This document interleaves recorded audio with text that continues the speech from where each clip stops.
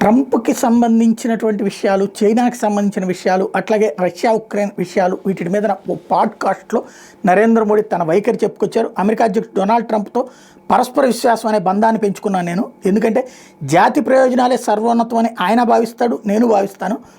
మా దేశాలు ముఖ్యం అనుకుంటాం. రెండోసారి అధికారంలోకి వచ్చిన ట్రంప్ మధ్యలో అమెరికా అభివృద్ధి మీద స్పష్టమైన రోడ్ మ్యాప్ ఉంది. హుషారైన దృఢ సంకల్పం గల ట్రంప్ మీద కాల్పులు జరిగిన సమయంలోనూ వాటిని నేను ఆయనలో చూశాను అన్నటువంటి పాయింట్ చెప్పుకొచ్చారు. అట్లాగే భారత్ చైనాల మధ్య వైరుధ్యాల పరిష్కారానికి చర్చలకే మొగ్గు చూపుతాను.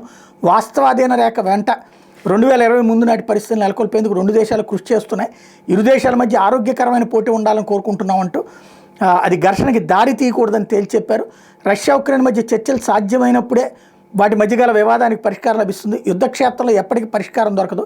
వ్యవహారంలో భారత్ తటస్థంగా లేదు, అయితే శాంతికి దృఢంగా కట్టుబడి ఉంది. రష్యా అధ్యక్షుడు వ్లాదిమిర్ పుతిన్, ఉక్రెయిన్ అధినేత వ్లాదిమిర్ జెలెన్స్కీలతో నాకు సత్సంబంధాలు ఉన్నాయని మోడీ చెప్పుకొచ్చారు.